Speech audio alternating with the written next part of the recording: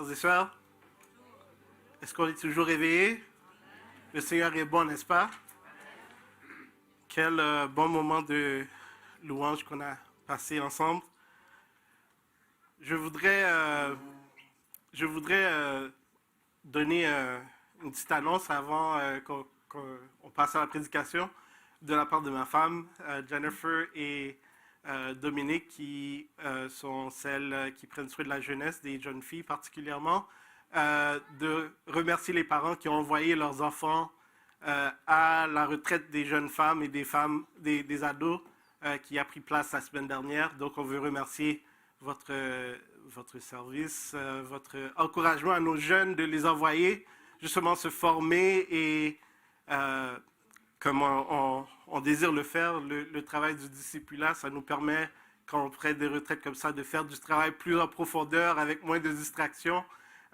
Donc, merci beaucoup de la part de Jennifer, de Dominique et de Émile et moi aussi qui prenons soin des jeunes hommes et de la jeunesse en général. Donc, merci encore une fois. Donc, il y a l'école du dimanche. Donc, pour les quelques enfants qui sont ici, on va pouvoir monter pour aller à l'école du dimanche avant que... c'est de 3 ans à 12 ans pour ceux qui veulent monter. Donc, on va commencer...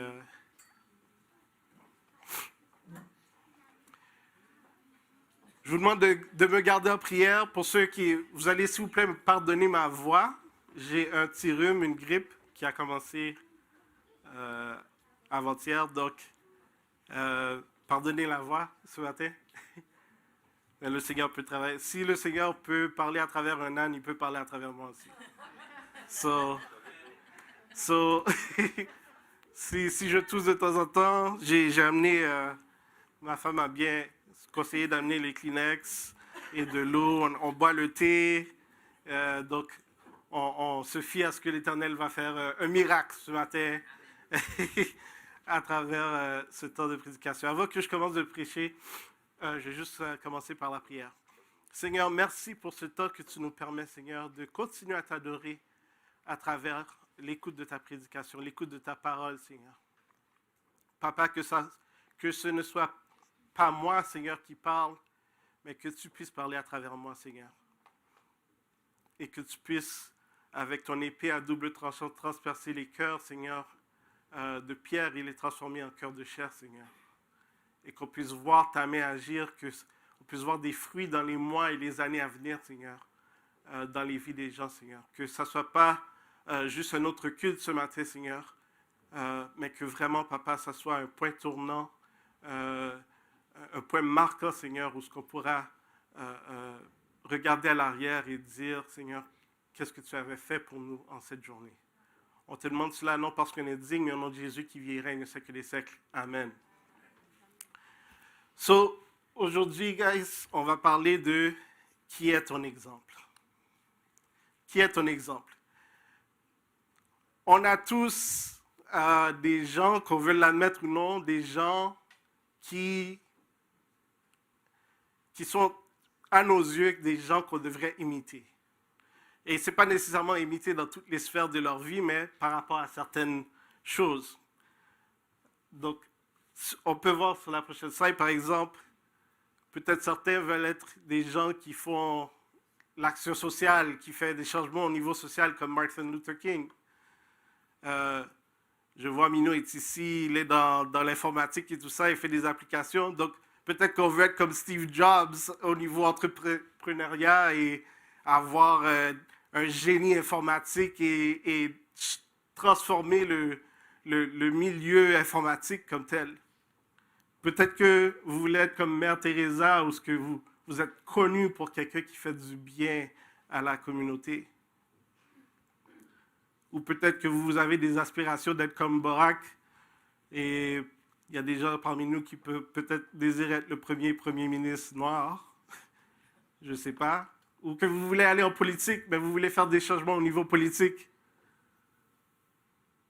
Et peut-être que pour vous, ce n'est même pas ce type de personne. C'est des gens dans le sport. LeBron James, qui est meilleur que Michael Jordan. mais c'est pour une autre fois. Ben, meilleur marqueur de tous les temps. OK, on va pas commencer les accolades. Mais peut-être que pour vous, vous voulez être comme LeBron James. Ou bien peut-être que c'est des actrices ou des acteurs qui vous inspirent. Ou des chanteurs, des chanteuses, des poètes. Mais on a tous quelqu'un qui nous inspire. Et quelqu'un après qui on cherche à modeler une partie de notre vie ou notre vie entière dans certains cas. Et nous lisons dans Philippiens 3, on va passer la majorité de notre temps dans Philippiens 3. Donc si vous avez vos Bibles, mettez votre marqueur à Philippiens 3. Nous lisons dans Philippiens 3, verset 17, Paul, l'apôtre Paul, qui dit « Soyez tous mes imitateurs, frères, et portez les regards sur ceux qui marchent selon le modèle que vous avez en nous. » On peut penser peut-être que c'est présomptueux de Paul de nous dire qu'il faut l'imiter lui. Donc, ce qui amène à quelques questions. Et si on va sur la prochaine diapo, nous allons voir aujourd'hui quel était son exemple. Quel était son exemple? Est-il digne d'être suivi? Qu'est-ce qui fait de lui un bon exemple? Et qu'entend-il en disant « Imitez-moi » ? Nous allons voir l'alternative. Quelle est l'autre option par rapport à, justement, si on ne veut pas le suivre, quel est l'opposé de le suivre, de l'imiter?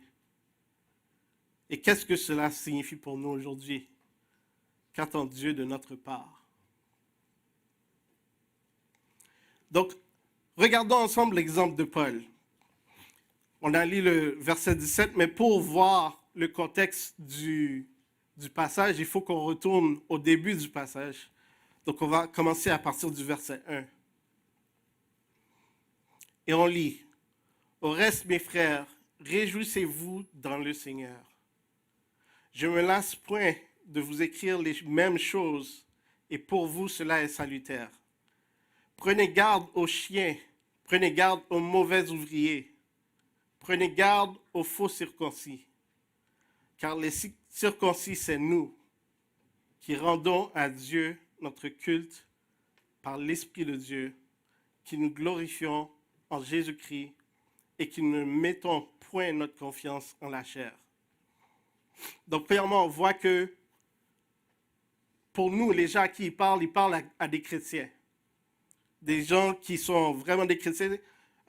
Et quand on parle de la circoncision, dans le contexte de Paul, du texte, il y avait les Juifs, bien entendu. Dieu avait demandé aux Juifs de se circoncire et c'était un signe, justement, que les gens étaient mis à part pour Dieu.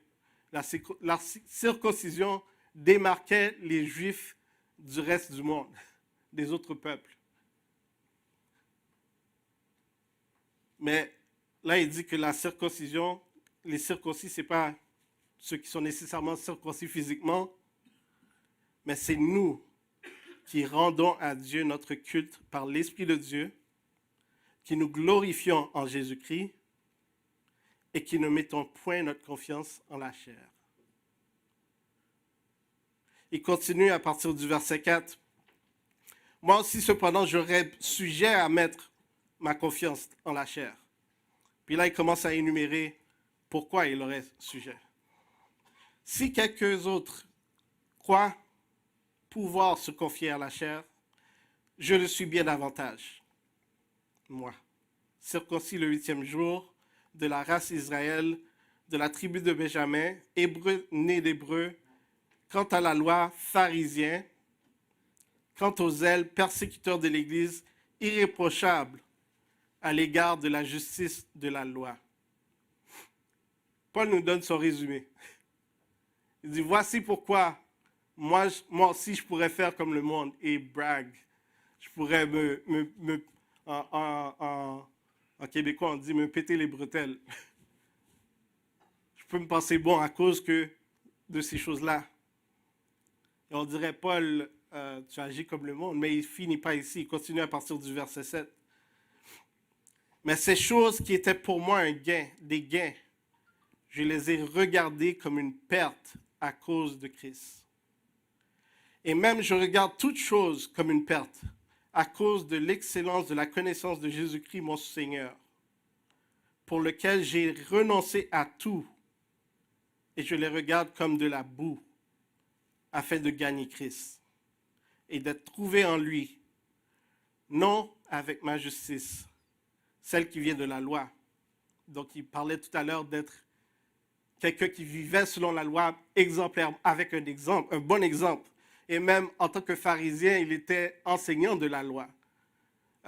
Les pharisiens, ils occupaient une place particulière à Israël, dans le sens que ils étaient non seulement les leaders spirituels, mais ils étaient les leaders politiques aussi. Parce que la loi pour les Juifs, c'était les 10 commandements et les 400 autres commandements qu'on retrouve dans l'Ancien Testament. Donc, ils étaient un peu les policiers, les gérants par rapport à la loi spirituelle et la loi sociale, la justice et tout. Donc, on continue je reprends à partir du verset 8, et même je regarde toutes choses comme une perte à cause de l'excellence de la connaissance de Jésus-Christ, mon Seigneur, pour lequel j'ai renoncé à tout, je les regarde comme de la boue afin de gagner Christ et d'être trouvé en lui. On va revenir là-dessus. C'est pour ça que c'est en rouge. Non avec ma justice, celle qui vient de la loi, mais avec celle qui s'obtient par la foi en Christ, la justice qui vient de Dieu par la foi, afin de connaître Christ et la puissance de sa résurrection et la communion de ses souffrances, en devenant conforme à lui dans sa mort pour parvenir, si je puis, à la résurrection d'entre les morts. C'est beaucoup dans un petit passage. Il dit beaucoup dans un petit passage. Mais le gist, on dit en anglais, le tout peut être résumé comme toutes ces choses que j'avais faites. Tout mon résumé, ça ne vaut rien pour moi. En autant que je connaisse Christ et que je suis en Christ. On va voir un peu plus loin pourquoi il dit ça. Et il continue au verset 12. Il dit, ce n'est pas que j'ai déjà remporté le prix ou que j'ai déjà atteint la perfection, mais je cours pour tâcher de le saisir, puisque moi aussi j'ai été saisi par Jésus-Christ. Frère, je ne pense pas l'avoir saisi, mais je fais une chose, oubliant ce qui est en arrière et me portant vers ce qui est en avant. Je cours vers le but pour remporter le prix de la vocation céleste de Dieu en Jésus-Christ. Et il continue au verset 15. Nous tous donc, qui sommes parfaits, ayons cette même pensée, et si vous êtes en quelque point d'un autre avis, Dieu vous éclairera aussi là-dessus. Seulement au point où nous sommes parvenus, marchons de même pas. Et il répète le texte qu'on a lu au début. Soyez tous mes imitateurs, frères, et portez le regard sur ceux qui marchent selon le modèle que vous avez en nous. Donc, on peut penser comme c'est présomptueux de Paul de dire « Soyez mes imitateurs ». Mais dans le fond, nous tous chrétiens, on devrait pouvoir dire, si on marche selon ce que Dieu nous appelle à marcher, on devrait pouvoir dire aux gens, soyez mes imitateurs. C'est pas dans la chair qu'on peut dire cela. Parce que là, ce que Paul dit d'être son imitateur, c'est en regardant toute chose comme une perte. C'est ça l'exemple. C'est pas qu'il était pharisien, c'est pas qu'il était hébreu né d'hébreu, c'est pas ces choses-là qui disaient soyez mes imitateurs. C'est qu'il disait, malgré toutes ces choses-là, qui étaient pour nous des gains, il faut qu'on les regarde comme une perte à cause de Christ.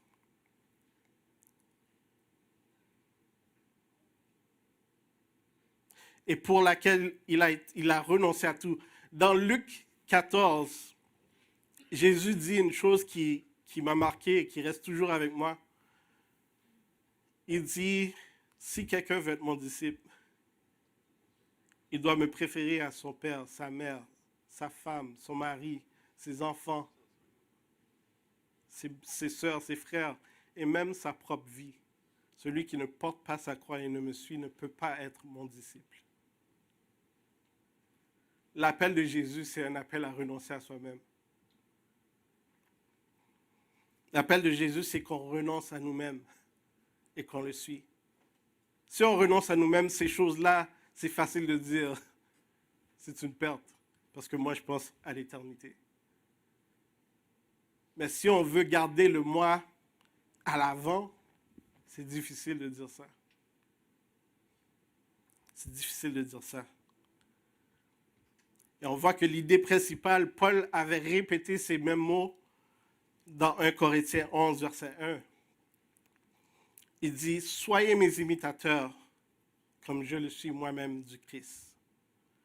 Donc quand Paul dit, imitez-moi, ce n'est pas imitez-moi Paul, l'humain, c'est imitez-moi qui imite Jésus.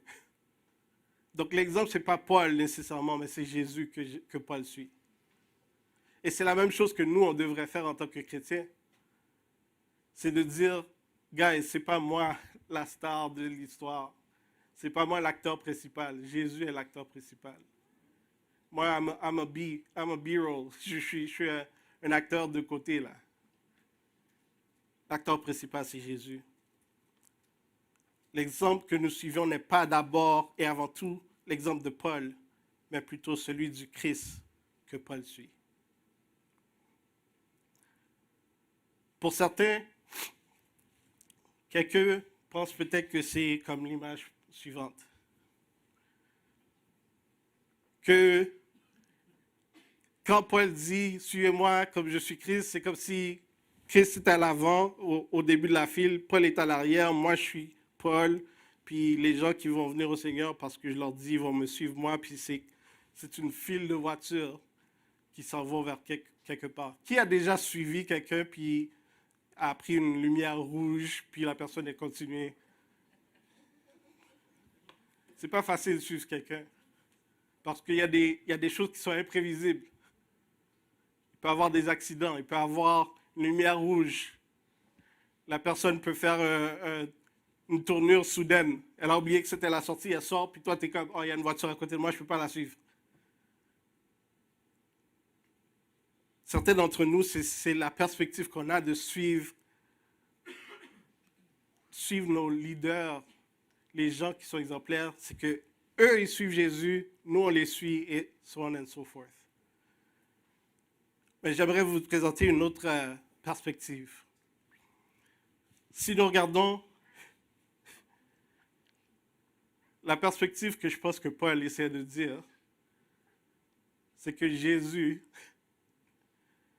est non seulement le bus, mais il est le conducteur du bus aussi.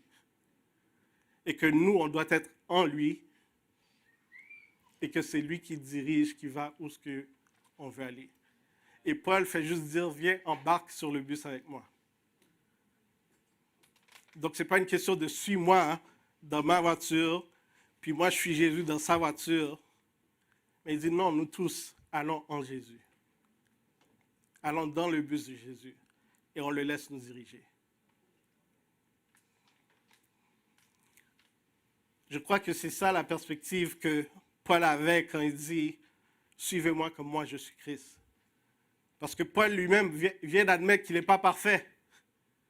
Qu'on a lu tout à l'heure, il n'est pas parfait, il n'a pas encore atteint le but. Lui aussi, il est un homme qui pêche, un homme qui essaie d'atteindre le but comme nous. Mais par la grâce de Dieu, il est en Christ. et Christ est en lui. C'est ça la beauté, Christ est en nous. L'esprit, la Bible nous dit, le même esprit qui a levé Christ des morts vit en nous. Qui mettons notre foi en lui.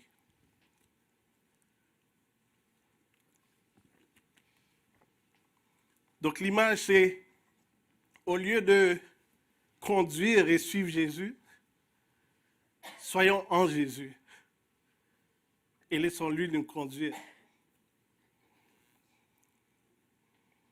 Malheureusement, beaucoup d'entre nous, on est dans notre propre voiture, on suit le bus, on essaie de suivre le bus.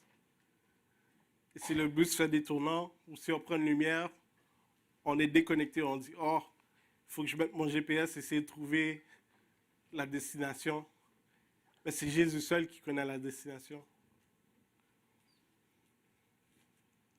Une image qui vient en tête aussi, c'est quand je vois Paul qui dit, par exemple, qu'il essaie d'atteindre, il court derrière le bus.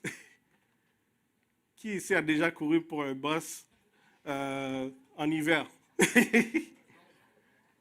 Quand on était au secondaire, c'était le bus tout le temps. Certains qui vont au travail par autobus parce que le trafic, puis les stationnements, c'est cher, puis l'essence. Mais une image qui me vient en tête, c'est comme quand il dit on n'a pas encore atteint le but, mais on court derrière. C'est comme si il court derrière le bus, puis il veut à tout. Il ne va pas arrêter jusqu'à ce qu'il soit sur le bus.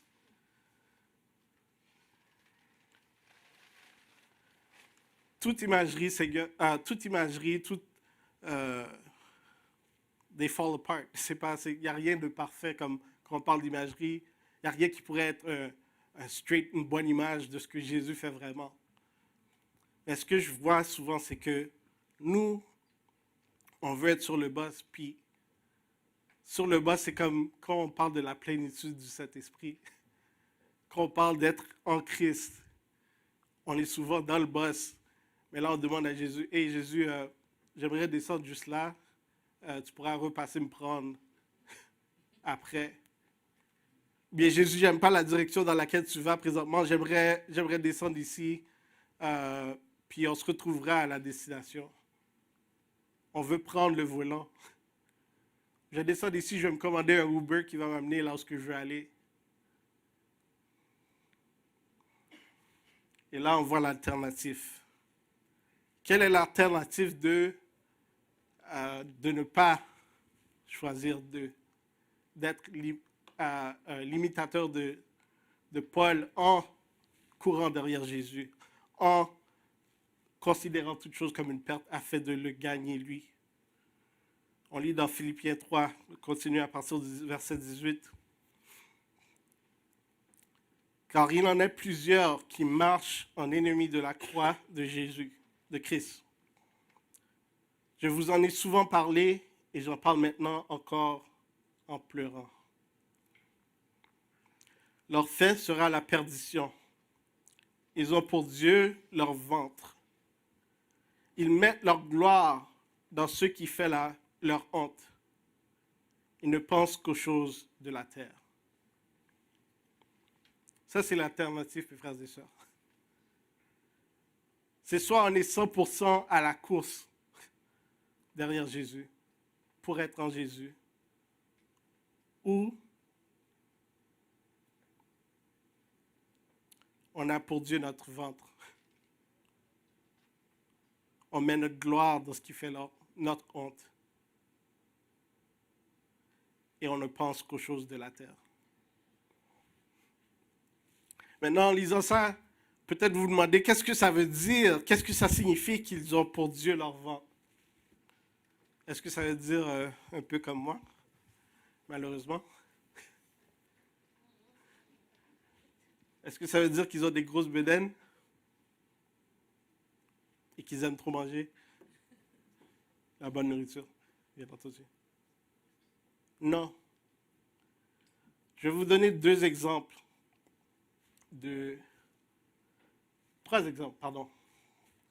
qu'on peut voir par rapport à... Il y a John MacArthur qui dit, ça pourrait être, par exemple, un exemple des restrictions alimentaires des Juifs.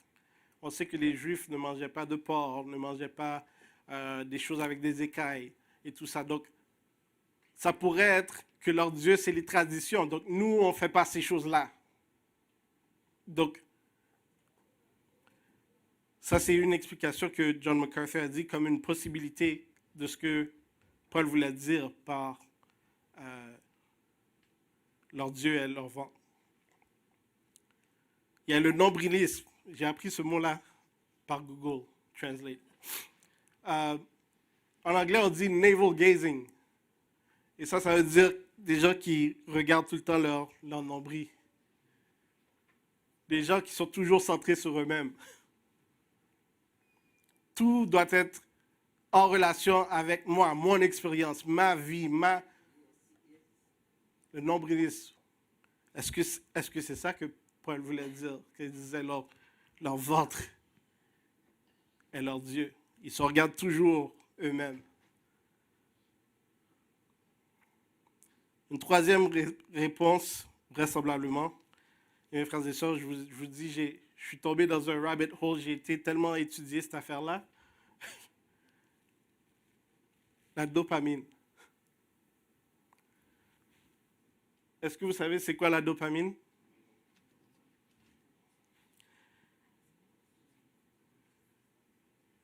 La dopamine est une molécule biochimique liée au plaisir et à la récompense.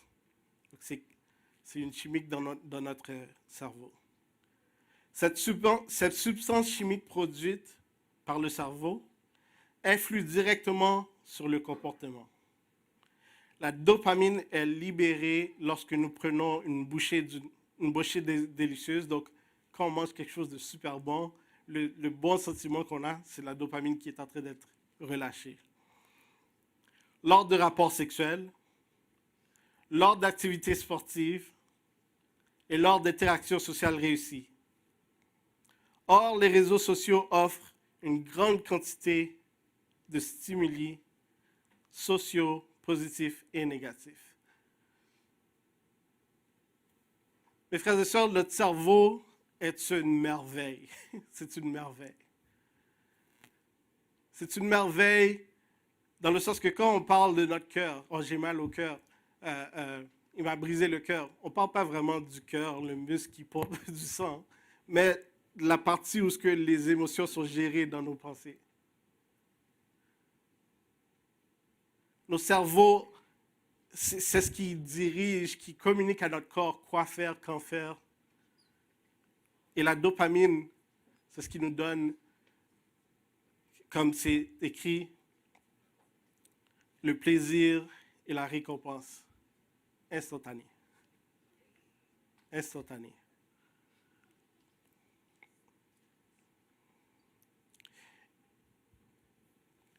Et si on regarde les réseaux sociaux, nos cellulaires, tous les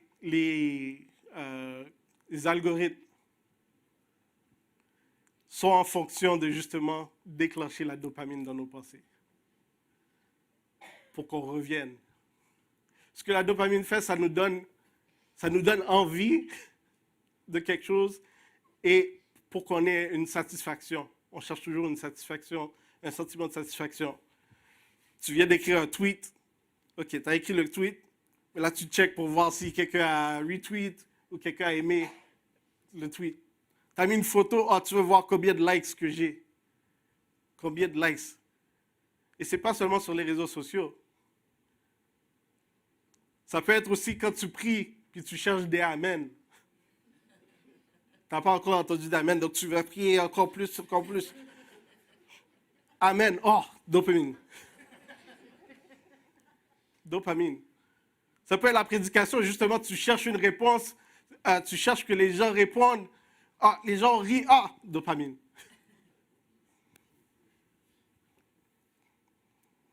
Mais c'est aussi ça qui nous rend accros. C'est aussi ça qui nous rend accros.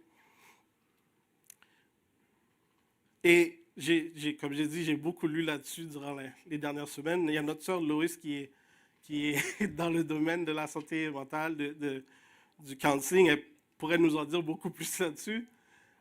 Mais euh, la dopamine et le sérotonine, ils jouent une balance entre les deux. Le sérotonine, c'est la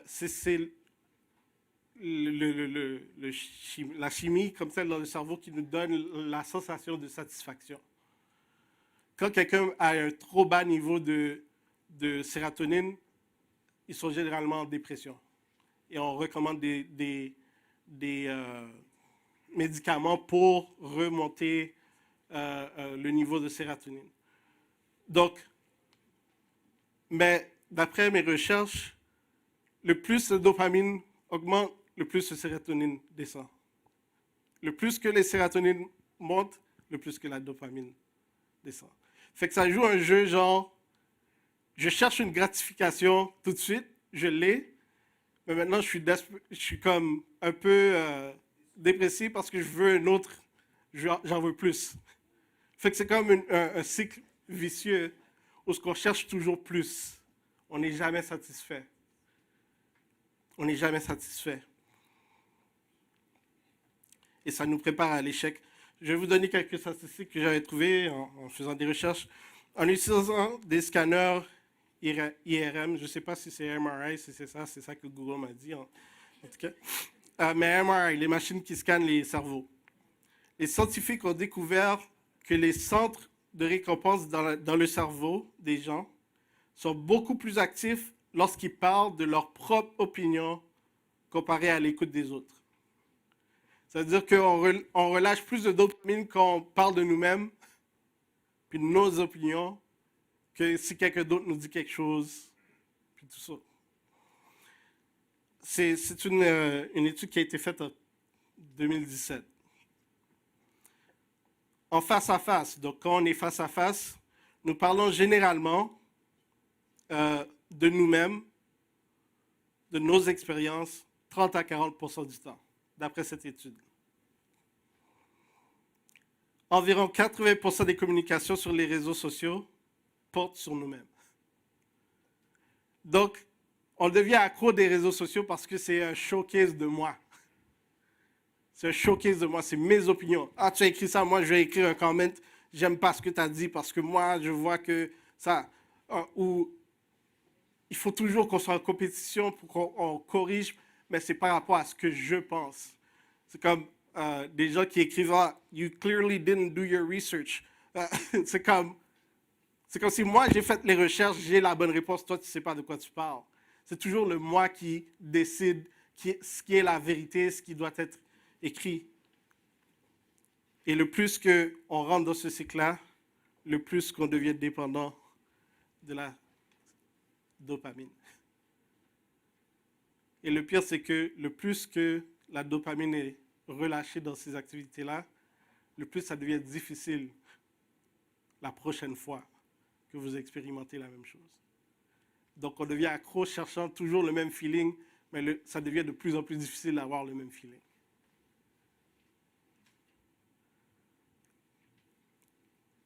Maintenant, nous allons passer à troisième pierre, qu'attend Dieu de notre part. Et c'est drôle par rapport à... C'est seulement en faisant cette étude que certains versets deviennent encore plus clairs pour moi. Ils font plus de sens. Par exemple, Romains 12, versets 1 à 2. Je vous exhorte donc, frères, par les compassions de Dieu, à offrir vos corps comme sacrifice vivant, saint et agréable, ce qui sera de votre part un culte raisonnable.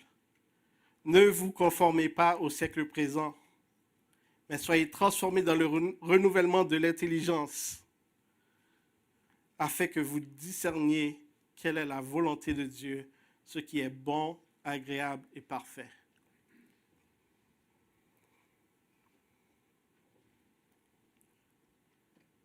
Pour moi, je comprenais ce texte-là de façon qu'il dit offrir nos corps comme sacrifice vivant, c'est presque comme, tu sais, par exemple, si je suis un homme célibataire, je m'abstiens d'avoir des relations sexuelles jusqu'au mariage. Ou je m'abstiens de faire certaines choses. La gourmandise. Je m'abstiens de plein de choses physiques. Mais en lisant, ce que la dopamine fait, c'est aussi un renouvellement. Quand ils appellent au renouvellement de l'esprit, c'est aussi donner le contrôle de mon cerveau, de mes pensées à Jésus. Donc le sacrifice, ce n'est pas juste ce que je fais physiquement, mais aussi mes pensées. Le renouvellement de mon esprit.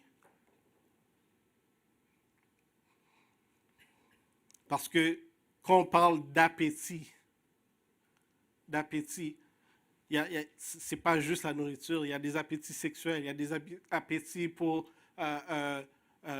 être reconnu, il y a des appétits pour le pouvoir, on veut plus de pouvoir. Donc, toutes ces choses-là, ça rentre dans notre ventre qui veut être Dieu. C'est comme la chair qui est en nous. Et on lit dans Galates 5 qu'on doit mettre à mort la chair afin qu'on vive par l'esprit.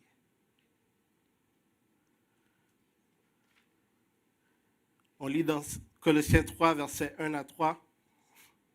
Si donc vous êtes ressuscités en Christ, cherchez les choses d'en haut, où Christ est assis à la droite de Dieu. Affectionnez-vous aux choses d'en haut et non à celles qui sont sur la terre. Car vous êtes morts et votre vie est cachée en Christ. Est cachée avec Christ en Dieu. Ça revient encore à être dans le bus, être en Jésus. Notre vie est appelée à être en Jésus. Là où Jésus va, j'y vais. Là où Jésus ne va pas, je n'y vais pas. Mais c'est lui qui conduit. C'est lui qui décide. Et moi, à chaque jour, je dois mettre à mort ma chair, mettre à mort mes mauvais désirs, mettre à mort le vouloir de contrôler.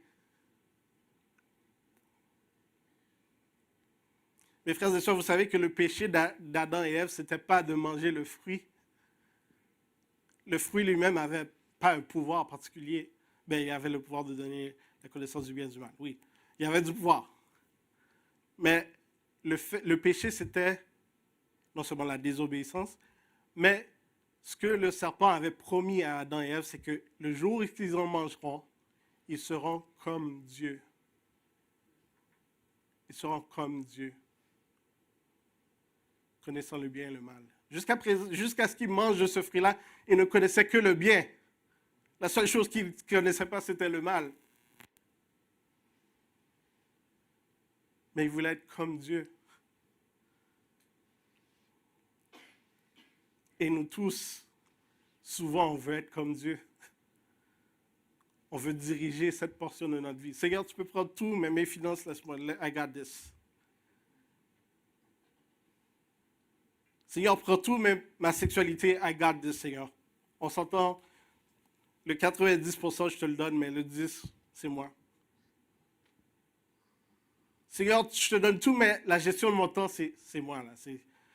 J'ai besoin de mes soap operas, de mes reality TV. J'ai besoin de mon temps à moi. Et ça ne veut pas dire que c'est des mauvaises choses. Mais souvent, à cause de la recherche toujours d'une satisfaction, on va se tourner vers des choses qui ne peuvent nous satisfaire.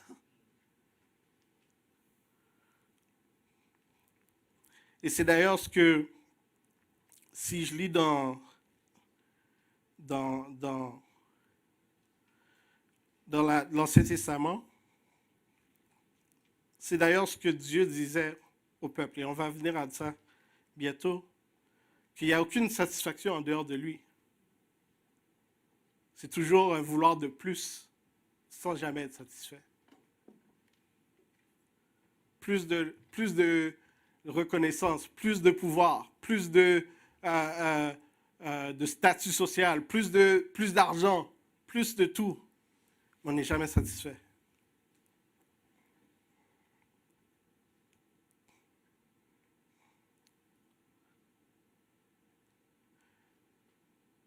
Sur ce, je vais donner un mot d'avertissement. Dans Jérémie 2, verset 13, Dieu dit à son peuple, car mon peuple a commis un double péché. Ils m'ont abandonné, moi qui suis la source d'eau vive, pour se creuser des citernes crevassées qui ne retiennent pas l'eau. Il est en train de dire, j'ai donné à mon peuple l'opportunité de venir à moi et être satisfait. Mais ils préfèrent faire les choses à leur manière. Et en faisant les choses à leur manière, ils ne sont jamais satisfaits. Ils ne sont jamais satisfaits. Il y a un autre verset, malheureusement, ça ne sera pas projeté, mais que j'ai lu durant la semaine, qui est le psaume 81. Psaume 81, à partir du verset 10, ça dit « Qu'il n'y ait au milieu de toi aucun autre Dieu. Ne te prosterne pas devant des dieux étrangers. Je suis l'Éternel, ton Dieu, qui t'ai fait sortir d'Égypte. Ouvre ta bouche et je la remplirai. » Tu cherches la satisfaction, Dieu te dit « Ouvre ta bouche et je la remplirai si tu viens à moi. » Mais mon peuple ne m'a pas écouté. Israël n'a pas voulu de moi. Alors je les ai livrés au penchant de leur cœur et ils ont suivi leur propre projet. Ils ont suivi leur propre projet. Ils ont suivi ce qui allait leur donner le release de dopamine. Satisfaction temporaire qui ne peut satisfaire éternellement. Et c'est aussi ce qu'on lit, par exemple, dans Romains 1. C'est pour ça que Dieu est en colère. C'est pour ça, justement, que le jugement de Dieu va venir sur la terre. Parce qu'on a choisi d'être comme Dieu. Parce que les hommes, Adam, jusqu'à aujourd'hui, les gens veulent être comme Dieu. Ça dit, la colère de Dieu se révèle des cieux, à partir du verset 18. Romains 1, verset 18. La colère de Dieu se révèle du ciel contre toute impiété et toute injustice des hommes qui, par leur injustice, tiennent la vérité prisonnière. Car ce qu'on peut connaître de Dieu est évident pour eux, puisque Dieu le leur a fait connaître. En effet, les perfections invisibles de Dieu, sa puissance éternelle et sa divinité se voient depuis la création du monde. Elles se comprennent par ce qu'il a fait. Ils sont donc inexcusables. Personne ne pourra dire « je ne savais pas, Seigneur ». Puisque tout en connaissant Dieu, ils ne lui ont pas donné la gloire qu'il méritait en tant que Dieu et ne lui ont pas montré de reconnaissance. Au contraire, ils se sont égarés par leur raisonnement et leur cœur sans intelligence a été plongé dans les ténèbres. Ils se savent d'être sages, mais ils sont devenus fous. Est-ce qu'on voit des choses qui démontrent que le monde est rendu fou ces jours-ci?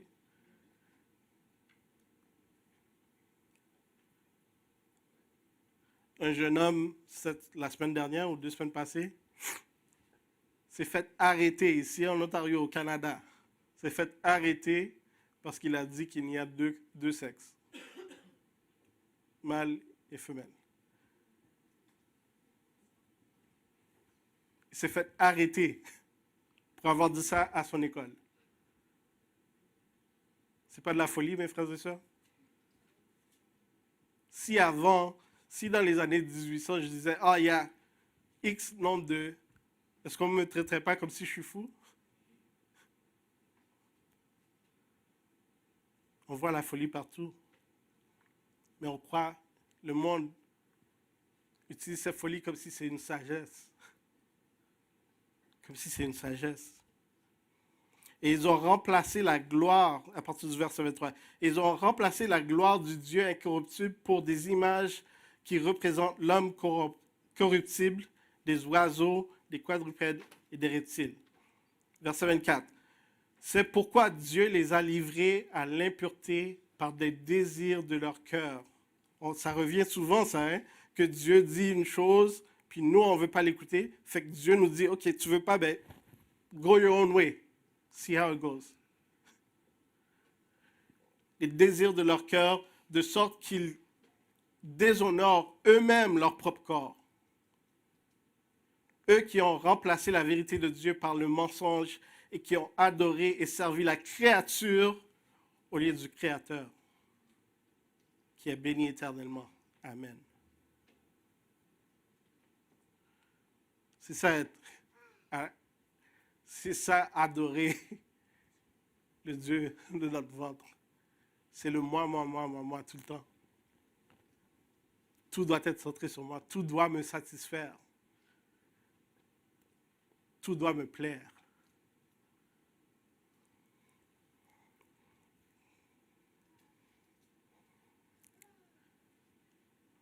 Je vais finir avec une citation de John Piper, qui est vraiment l'appel pour nous, tous chrétiens. L'hédonisme, c'est la recherche de la joie, L'hédonisme chrétien est la conviction que le but ultime de Dieu dans le monde, sa gloire, notre désir le plus profond, être heureux, sont une seule et même chose. Car Dieu est le plus glorifié en nous lorsque nous sommes le plus satisfaits en lui. Je vais relire. L'hédonisme chrétien est la conviction que le but ultime de Dieu dans le monde, sa gloire, et notre désir le plus profond, être heureux, sont une seule et même chose, car Dieu est le plus glorifié en nous lorsque nous sommes le plus satisfaits en lui. Voici l'appel pour nous, mes frères et sœurs. Notre satisfaction, on ne doit pas le chercher dans les choses qui vont un jour terminer. Ta grosse maison, le feu peut le prendre comme ça. Ça fait combien d'années qu'il y avait la tornade ici à Gatineau? Quelques années? Des maisons détruites. Ta voiture, tu peux faire accident total. Ta femme, ton mari peut te quitter.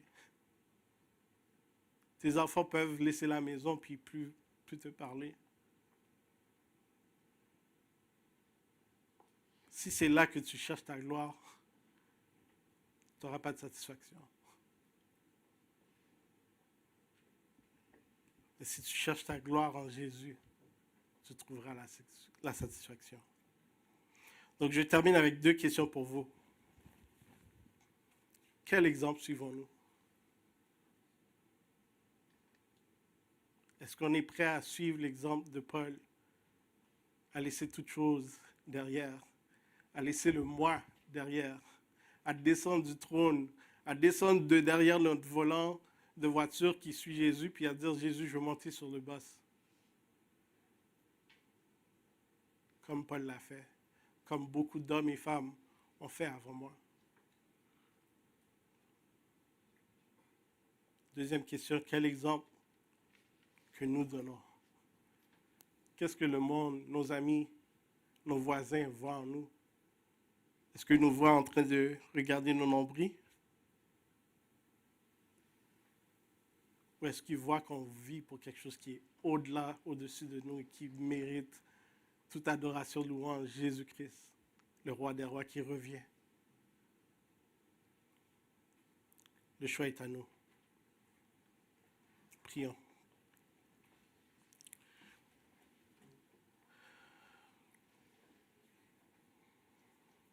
Seigneur, pardon. Pardon parce que si souvent on veut être en contrôle, on veut diriger, on veut te dire quoi faire, Seigneur. On veut que tu conduises selon nos instructions. On veut être le chef de nos vies. On veut être satisfait, on veut le release de dopamine, Seigneur.